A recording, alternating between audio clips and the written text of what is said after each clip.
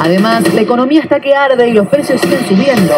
¿Cómo vivir y no morir en la inflación? ¿Cuáles son los sectores que se benefician? Nicolás Litvinov nos ayuda a entender cómo combatirla en el consumo y también en la inversión.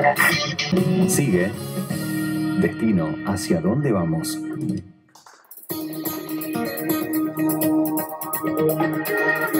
Términos con los que uno ya está muy familiarizado. Actualización de tarifas necesaria para reducir el déficit fiscal. Dos de los términos que el gobierno nos explica que son absolutamente indispensables. Ahora, la inflación, algo que nos afecta a todos y hace mucho tiempo, nos está definitivamente carcomiendo. Y la pregunta que nos planteamos es, y que le trasladamos a Nico, es ¿cómo hacemos para sobrevivir a la inflación? Porque esto es una realidad que aparentemente no tiene una solución mágica como creíamos.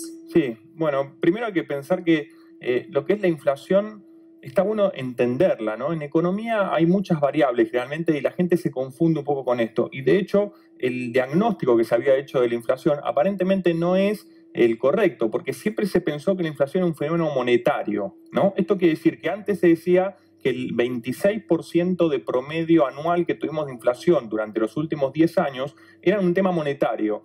¿Qué quiere decir que es un tema monetario? Que tenía que ver, por ejemplo, con la suba del dólar, que el gobierno anterior tuvo que afrontar varias corridas del dólar, o con la emisión descontrolada, la maquinita de imprimir, que le decía, ¿no? Bueno, ¿qué pasa hoy en día? El dólar está planchado porque el Banco Central tiene reservas para mantenerlo de esta forma y no se estaría emitiendo como se emitía anteriormente para el tema del gasto. Para cubrir el déficit fiscal, ¿no? Entonces, ¿cuál es el motivo de la inflación? ¿Cuál es el motivo de la inflación? Y ahí lo que tenemos que tener en cuenta, me parece a mí que es algo de lo que no se habla mucho, es que hay sectores que se benefician con la inflación. Porque como la mayoría nos perjudicamos con la inflación, es común decir, bueno, entonces si la inflación es tan negativa y nos pega mal a todos, ¿por qué sigue existiendo?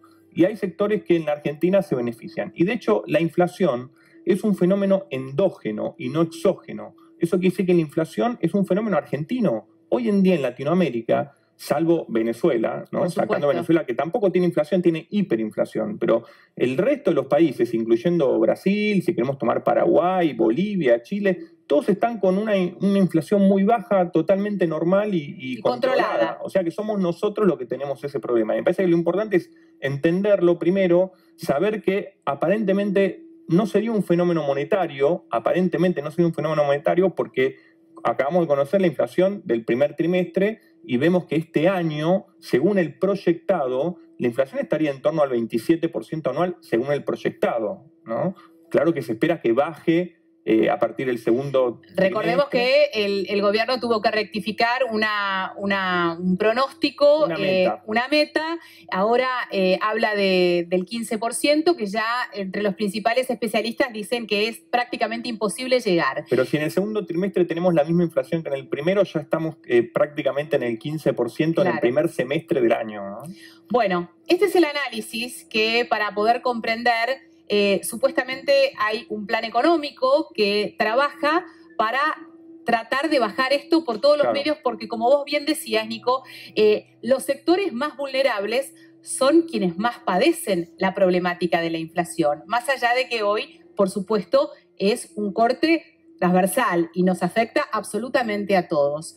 ¿Cómo hacemos para sobrevivir o cómo hacemos para defendernos lo mejor posible? Bien, sí.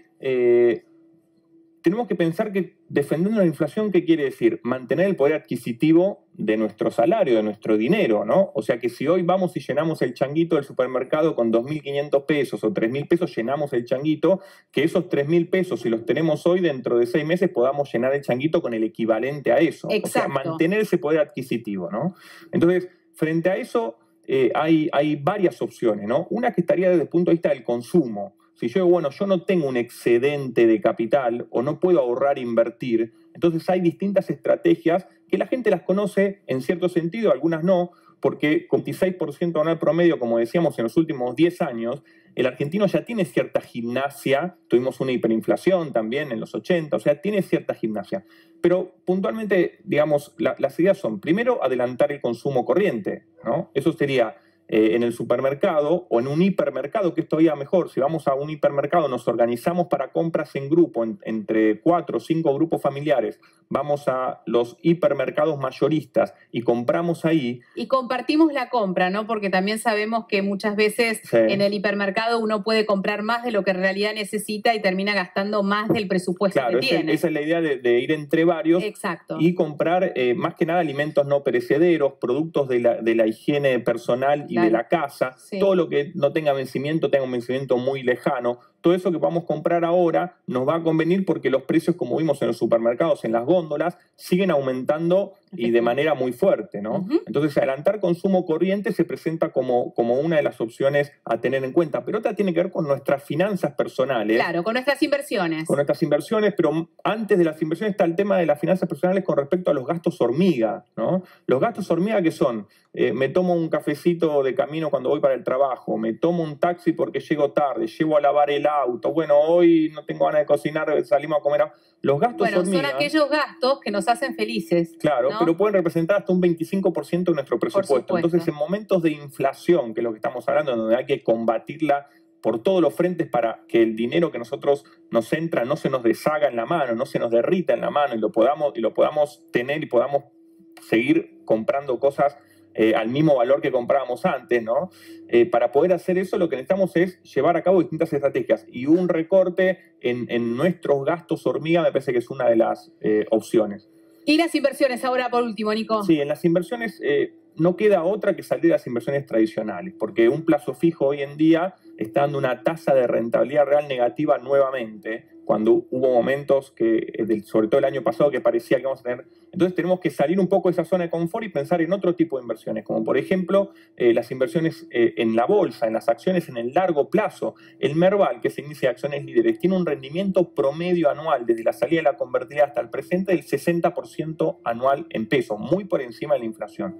Pero pues también tenemos otras inversiones como las finanzas colaborativas, que es un tipo de inversión en donde yo puedo ir a una empresa fintech que está muy de moda hoy en la Argentina y con eso invertir prestándole prácticamente de manera directa a personas que necesitan capital para cambiar el auto, para refaccionar la casa. Ese tipo de inversiones. ¿Son confiables? Son confiables porque hay una estructura armada en donde vos no podés prestarle a una persona que necesita el dinero más del 5% de lo que está pidiendo. Entonces vos diversificás tus préstamos, que es lo que hacen las grandes empresas que prestan dinero, atomizando la cartera de morosidad, o sea, la cartera de deudores, ¿no? Entonces, ese tipo de colocaciones puede estar en una tasa del 45% en pesos anual, más o menos. Y después tenés otras inversiones ya más conocidas como las LEVAX, que eso es aprovechar que el gobierno está llevando a cabo una política monetaria contractiva a través de las LEVAX para combatir la inflación. Y entonces, artificialmente, las tasas de rendimiento de las letras del Tesoro, que son prácticamente libres de riesgo, en términos de que